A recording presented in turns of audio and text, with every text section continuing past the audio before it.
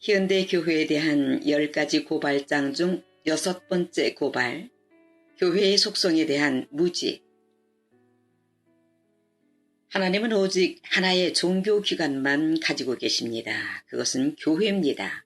그리고 우리 성도들의 궁극적 목표와 부흥의 궁극적 결과는 성경적 교회들을 심는 일일 것입니다. 나는 오늘날 지역 교회들이 경멸받고 있다는 것에 큰 두려움을 느낍니다.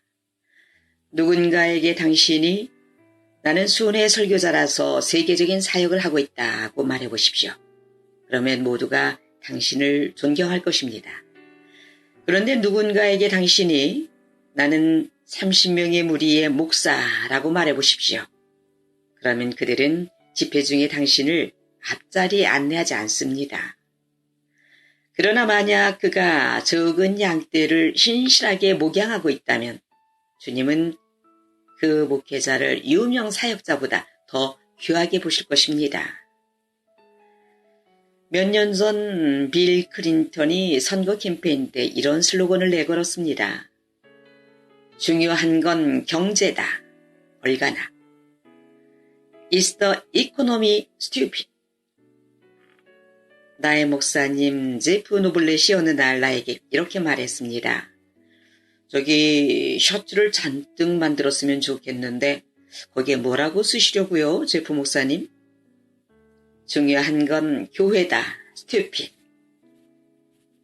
예수님은 교회, 아름답고 때묻지 않은 순결한 교회를 위해 그의 생명을 주셨습니다. 여러분이 사역에서 무언가를 위해서 생명을 드리고 싶다면 교회에 드리십시오. 하나의 교회의 한 몸의 신자들, 지역교회 회중들 말입니다. 교회가 중요합니다. 이제 교회에 대해 이것을 말씀드리겠습니다. 잘 들으시기 바랍니다. 우리 모두는 남은 자, 신학에 대해서 잘 알고 있습니다. 아시다시피 이스라엘의 모든 여정 속에는 하나님의 백성 이스라엘과 남은 자인 진짜 신도들이 있었습니다. 그래서 우리는 보통 많은 신자들 가운데 작은 무리의 참 신자들을 보통 남은 자라고 여기는데요. 제 주장은 커다란 집단 안에 남은 자가 있는 것이 아닙니다. 신약교회 자체가 바로 남은 자입니다. 나는 신학자들이나 순회 설교자들, 일반 목회자들이 이렇게 말하는 것을 듣습니다. 교회 안에는 교회 밖만큼이나 죄가 많다. 교회 안에는 교회 밖만큼이나 이혼율이 높고 교회 안에는 교회 밖만큼이나 비윤리성이나 음란물이 많다. 교회가 창녀처럼 행한다. 물론 염려해서 경각심을 주기 위해서 하는 말인 줄 알지만 그러나 여러분 이것을 아시기 바랍니다. 여러분이 예수 그리스도의 신부를 창녀라고 부르는 것에 대해 아주 조심해야 합니다. 문제가 무엇인지 말씀드리겠습니다. 목사들과 설교자들이 교회가 뭔지 모른다는 것입니다. 미국에 있는 예수 그리스도의 교회가 아름답다는 것을 아시기 바랍니다. 그녀는 때로는 부서질 듯합니다. 때로는 연약합니다. 괴롭힘을 당합니다. 완벽하지 않습니다. 그러나 그녀가 심령이 상해 있다는 것을 아시기 바랍니다. 그녀는 자신의 하나님과 겸손하게 동행하고 있습니다. 여러분, 교회에 대해 함부로 비난하는 사람들의 문제는 그들이 교회가 무엇인지 모르고 있기 때문이라는 것입니다. 교회가 얼마나 소중한 그리스도의 신부며 피로 값주고 사신 존귀한 공동체라는 본질을 인식하는 사람은 교회를 그렇게 함부로 자기 마음대로 욕하지 못합니다. 오늘날 성경적인 설교의 부족함 때문에 세속적이고 사악한 사람들로 가득 차 있습니다. 그리고 양들 가운데 있는 모든 염소들 때문에 양들은 염소들이 하는 모든 일에 대한 비난을 받고 하나님의 이름이 이방인들 가운데 모독되어집니다. 현실이 일부 그런 면이 있다 하더라도 그러나 교회의 본질이 무엇인지 예레미야 31장을 봅시다. 예레미야 31장 31절입니다. 나 여호와가 말하노라. 보라, 날이 이르리니 내가 이스라엘 집과 유다 집에 새 언약을 세우리라. 위의 본문은 신약교회에 대한 예언인데 곧 우리들의 교회도 적용됩니다. 또 주께서 가라사대 내가 저희 열조들의 손을 잡고 애굽 땅에서 인도하여 내던 날에 저희와 세운 언약과 같지 아니하도다. 저희는 내 언약 안에 머물러 있지 아니하므로 내가 저희를 돌아보지 아니하였노라. 또 주께서 가라사대 그날 후에 내가 이스라엘 집으로 세울 언약이 이것이니 내 법을 저희 생각에 두고 저희 마음에 이것을 기록하리라. 당신이 정말로 회심했다면 그분이 당신에게 율법이 적힌 돌판을 주기만 한 것이 아닙니다. 그분은 초자연적으로 중생의 교리를 통해 그 율법들을 당신의 마음에 써 놓으셨습니다. 그리고 그분이 그렇게 하셨기 때문에 나는 저희에게 하나님이 되고 저희는 내게 백성이 되리라. 그리고 뭐라고 써 있는지 보십시오. 또 각각 자기 나라 사람과 각각 자기 형제를 가르쳐 이르기를 주를 알라 하지 아니할 것은 저희가 작은 자로부터 큰 자까지 다 나를 알미니라. 내가 저희 불의를 긍휼히 여기고 저희 죄를 다시 기억하지 아니하리라 하셨느니라. 신약 교회를 예언한 이 말씀은 정말 놀랍습니다. 어떻게 그렇게 놀라운 신약 교회가 됩니까? 다시 말하지만 중생의 교리입니다. 하나님은 지난 2000년 동안 이 새 일을 하고 계십니다. 미국에는 교회가 많지 않습니다. 잘 가꾸어진 잔디 위에 지어진 멋진 벽돌 건물들이 많이 있을 뿐입니다. 미 구절이 뭐라고 하시는지 보십시오. 그들은 서로를 가르칠 필요조차 없을 것이다. 그렇다고 해서 선생들과 설교자들이 없어질 것이라는 뜻은 아닙니다. 그들 가운데는 하나님을 아는 지식, 특히 그들의 죄가 용서받은 사실에 대한 지식이 있을 것입니다. 성령께서 가르쳐 주신 지식입니다. 그래서 서로 가르칠 필요가 없는 것입니다. 예레미야 32장 38절입니다.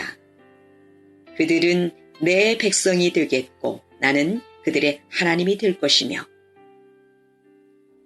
그분은 나는 그렇게 되길 소망한다.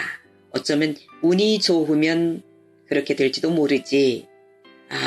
만약 내가 신실한 전도자들을 충분히 구할 수 있다면 어쩌면 이게 제대로 될 수도 있을 것이다 라고 말씀하지 않으십니다. 그분은 말씀하십니다. 나는 나를 위해 한 백성, 내가 내 아들에게 줄 한 백성을 이끌어낼 것이다. 그들은 내 백성이 되겠고 나는 그들의 하나님이 될 것이며 아주 의지적으로 하나님의 열심으로 그 신약교회를 만드시겠다는 것입니다. 1970년대와 80년대와 모든 예수행진 운동이 한창일 때 사람들은 울고불고 하면서 교회는 너무 분열되었다. 교회는 하나가 아니다 했었죠. 그런데 정말 교회가 하나가 아니라면 저희로 하나가 되게 하옵소서라고 했던 기도, 예수님의 기도를 하나님이 듣지 않으신 게 됩니다. 그리고 구약에 예언된 이 새 언약의 약속은 실패했을 겁니다. 그러므로 여러분들의 시각을 조금 정정하셔야 합니다. 나는 여러분들에게 교회는 하나로 연합되었다라고 말씀드리고 싶습니다. 교회는 항상 하나였습니다. 당신은 비행기 안에 앉아 있을 때 아니면 슈퍼마켓에서 당신이 알지도 못하는 어떤 일을 만났을 때 당신이 침례교도이거나 다른 교파이든 간에 그 사람과 몇 분도 얘기하지 않았는데 이 사람은 성도구나, 살아있는 신자다 라는 것을 발견했던 적이 있었을 겁니다. 그렇다면 그 순간 당신은 처음 보는 그와 친구가 될 것입니다. 심지어 그를 위해 당신의 것을 내어줄 수도 있을 것입니다. 내가 기억하기로 한 번은 저와 저 페루인 통역자가 페루의 아마존 지역에 있었는데 그때 그곳에는 한창 내전이 있던 때였습니다.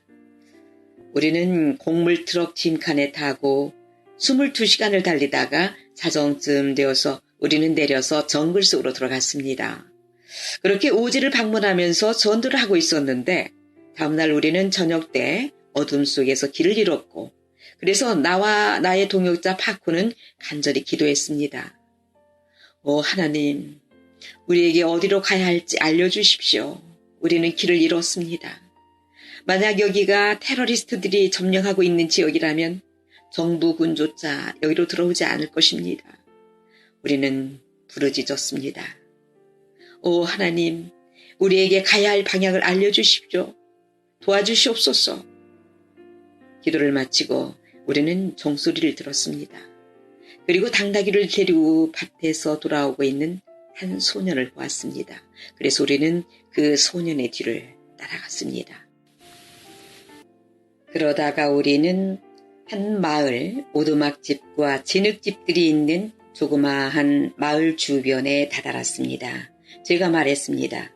파코, 만약 테러리스트들이 이 마을을 점령하고 있다면 우리는 죽었네. 맞아. 하지만 어디라도 가긴 가야지. 그래서 우리는 마을로 내려가서 한 남자에게로 다가가서 스페인어로 이렇게 물었습니다. 여기 그리스도인 형제들이 있습니까? 그러자 그는 저기 사는 할머니라고 대답했습니다. 그래서 거기로 갔습니다. 거기에는 한 늙은 나사렛바 노인 할머니가 살고 있었습니다. 나는 기독교 목사입니다. 제발 도와주십시오. 하고 말했습니다. 그 할머니는 등불을 비추고 나를 잡아채서는 집 안으로 데려갔습니다. 그녀는 파코도 잡아챘고 우리를 지하층으로 데려갔습니다. 거기는 건초와 닭과 잡동사니 물건들이 있는 지하실이었죠. 그녀가 우리를 거기 앉혔고 등불을 켰는데 그때 한 어린 소년이 들어왔고 그녀는 그 아이를 불러다가 가서 다른 형제들을 데리고 오너라 하고 말했습니다. 그들은 닭고기와 육화와 다른 모든 것들을 가져오기 시작했습니다. 그들의 생명을 무릅쓰고 말입니다. 왜 그랬을까요? 왜냐하면 우리는 하나이기 때문입니다. 여러분이 하는 그리스도의 몸은 분열되었고 엉망이 되었으며 죄로 가득하다라는 그 모든 비방의 소리를 그만하십시오.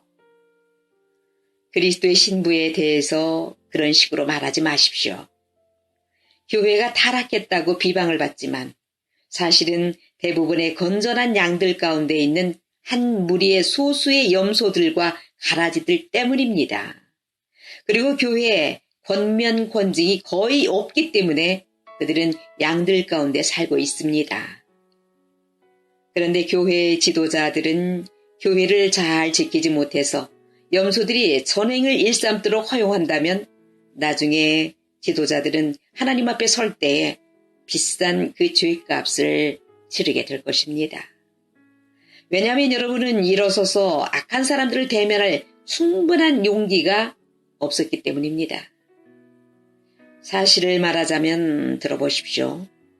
미국 교회는 대체로 교회는 민주주의로 운영됩니다.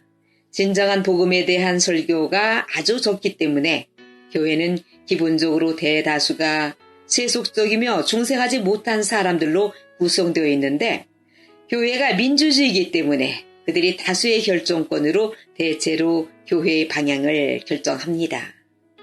그리고 목사는 많은 수의 교인들을 잃고 싶어 하지 않거나 전도와 진정한 회심, 중생에 대해 잘못된 신념을 가지고 있기 때문에 자이든 타이든 세속적인 다수에 끌려가고 있습니다.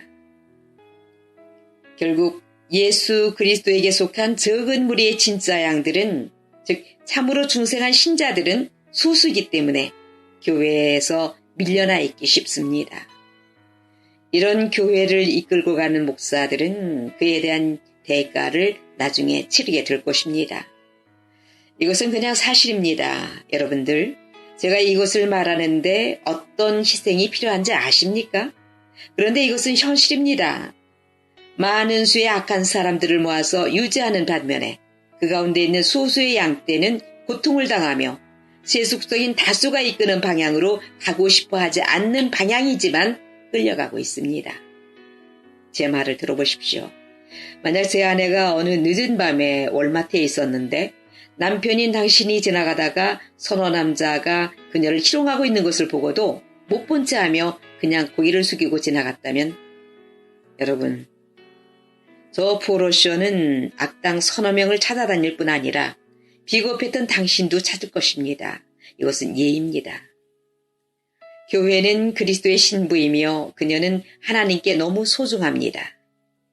교회가 수모를 당하는데 당신은 비겁하게 아무 대항도 하지 않았다면, 가만히 보고만 있었다면 그 죄값도 반드시 치르게 될 것입니다. 예수님을 섬기는 것에는 희생이 따릅니다. 당신의 교회, 당신의 명성, 당신의 교파, 그 모든 것을 잃을 수도 있습니다. 그러나 예수 그리스도의 신부를 위해서는 그럴 만한 가치가 있습니다. 여기 뭐라고 말씀하는지 보십시오. 나는 이 구절을 사랑합니다. 내가 그들에게 한 마음과 한 도를 주어. 그러면 그 도가 무엇입니까? 그것은 그리스도이고 거룩함입니다. 내가 만났던 모든 진짜 신도들은 그리스도에 대해 많이 말했고 현재보다 더 거룩해지고 싶다는, 더 그리스도를 닮아가고 싶다는 갈망을 가지고 있었습니다. 그리고 보십시오. 내가 그들에게 한 마음과 한 도를 주어 자기들과 자기 후손의 복을 위하여 항상 나를 경외하게 하고. 얼마나 훌륭한 본문인지요. 내가 그들에게 복을 주기 위하여 그들을 떠나지 아니하리라 하는 영영한 언약을 그들에게 세우고. 자, 우리는 이 부분만 읽습니다. 그리고 너무나 많은 악하고 잃어버려진 사람들이 주일에 교회에 가서 이 구절을 듣습니다. 예를 들어서 하나님께서는 나와 영영한 언약을 세우셨습니다. 그분은 결코 나를 떠나지 않으실 것입니다. 나는 하나님의 은혜 때문에 안전합니다. 그러나 그들은 다음 부분을 읽는 데는 실패합니다. 그리고 뭐라고 쓰여 있는지 보십시오. 내가 그들에게 복을 주기 위하여 그들을 떠나지 아니하리라 하는 영영한 언약을 그들에게 세우고 나를 경외함을 그들의 마음에 두어 나를 떠나지 않게 하고. 하나님께서 당신과 영영한 언약을 세우신 증거는 그분께서 당신의 마음에 하나님을 경외함을 두어서 당신이 그분을 떠나지 않는 것이고, 만약 당신이 그분을 떠나고 그분이 당신을 징계하지 않으셔서 당신이 계속해서 그분을 떠나 있다면 그것은 그분이 당신의 마음에 경외함을 두지 않으신 것이고 당신은 중생하지 않은 것이며 하나님과 아무런 언약이 없다는 증거가 되는 것입니다. 그것은 사실입니다. 7번째 고발. 사랑과 긍휼이 있는 권징의 부족. 오늘날 미국의 대부분의 기독교 목사들은 마태복음 18장을 그들이 성경에서 바로 찢어버려야 합니다.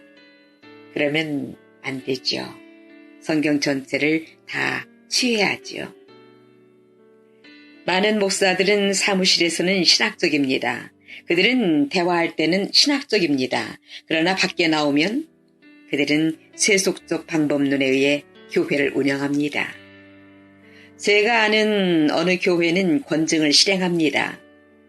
1000명 정도 모이는 큰 교회입니다. 그 교회는 지난 몇 해 동안 쫓아냄이 아니라 사랑과 긍휼이 있는 교회적 권증을 통해 30여 부부의 결혼을 이혼해서 구해냈습니다.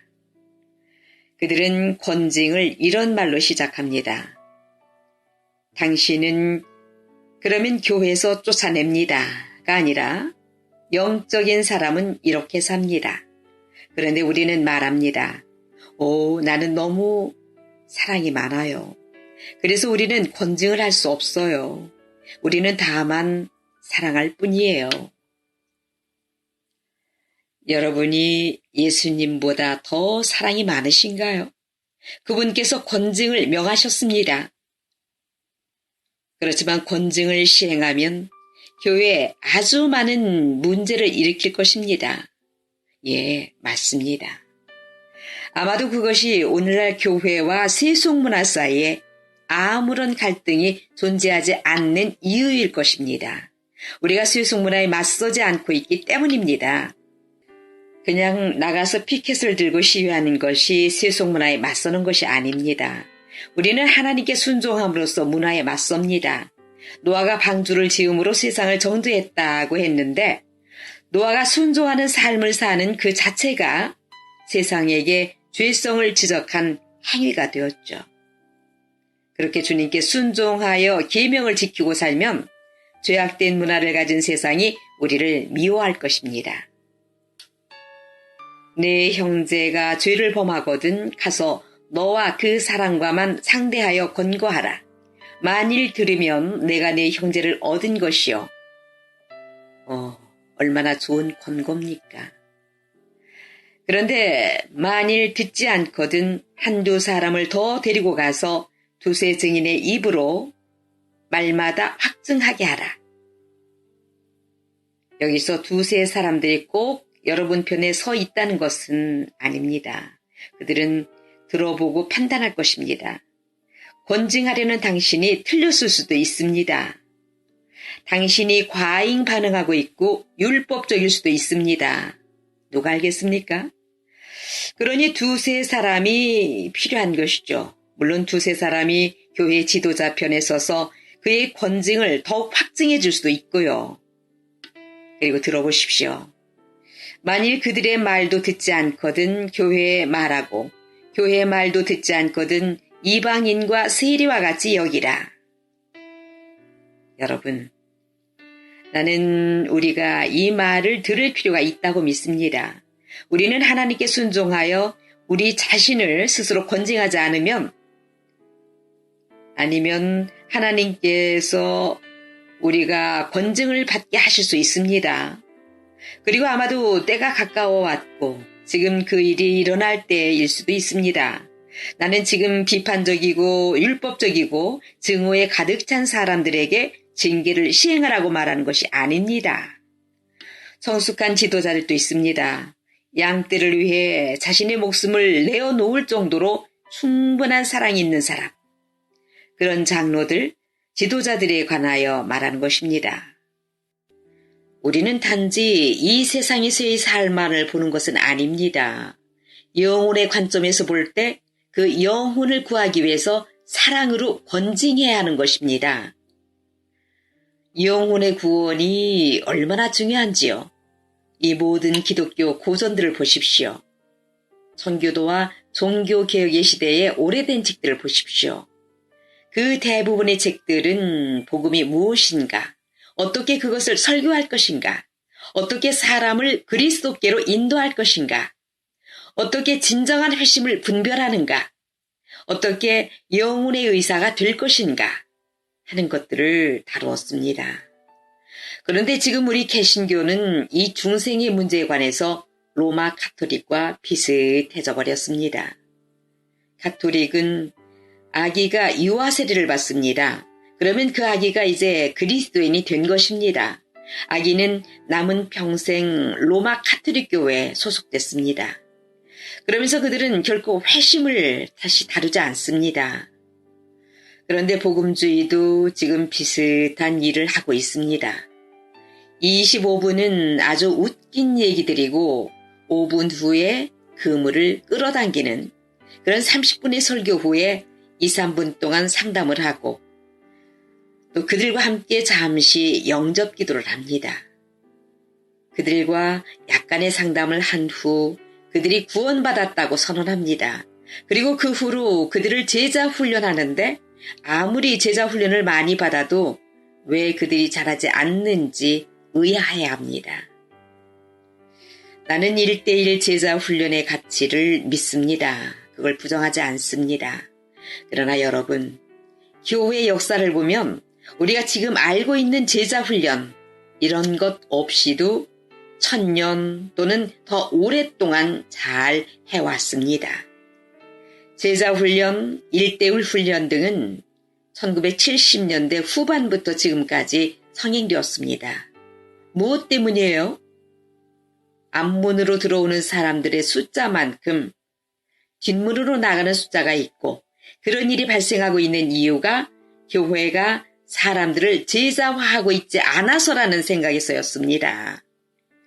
그런데 저 프로쇼가 보기에는 그게 아닙니다. 사람들이 교회를 떠나는 이유는 사람들이 아예 회심을 하지 않았기 때문이고, 당신이 그들을 제자화하든 안 하든 간에 회심한 성도들은, 즉 그분의 양들은 그분의 음성을 듣고 그분을 따를 것입니다. 지금 우리가 제자 훈련을 해야 합니다. 그러나 그것이 그들이 교회를 떠나는 이유는 아닙니다. 그들은 아예 우리에게 속해 있지 않았기 때문에 우리를 떠나갔습니다. 그리고 그들은 한 번도 진정한 복음을 들어본 적이 없고, 아무도 그들의 영혼을 다루지 않았기 때문에 우리에게 속할 기회가 거의 없었습니다. 그래서 우리는 염소들을 제자화하는데 많은 돈을 쓰면서 그들이 양이 되기를 기대하고 있습니다. 염소를 양이 되도록 가르칠 수 없습니다. 염소는 본능의 하나님의 성령의 초자연적인 역사에 의해, 즉 회심에 의해 양이 됩니다. 제가 최근에 이 교회로 적을 옮겼는데 그들이 교회적 권징을 실천하고 있었기 때문입니다. 제 자신이 교회적 권징 아래 있어야 한다고 생각했고, 왜냐하면 그들 장로들의 주의 깊은 돌봄이 제게 필요하고, 일반 신자들도 장로들과 마찬가지로 빈틈없이 서로를 돌보는 교회, 그래서 교회적 권징 아래 있을 필요가 있었기 때문에 내 가족들을 이 교회로 옮겼습니다. 지금 제 자녀들은 다 아주 어립니다. 그렇지만 내 아이들이 커서 언젠가 그들은 회심할 터인데, 그러나 그들이 커서 이제 회심하고 신앙 고백을 한 다음에 만약 빗나간다면, 곁길로 간다면 교회에 권징이 있어야, 즉 관심 어린 돌봄이 있어야 내 아이들은 교회로 다시 돌아올 것이기 때문입니다. 우리 아이들도 온전한 구원을 받아야 하니까요.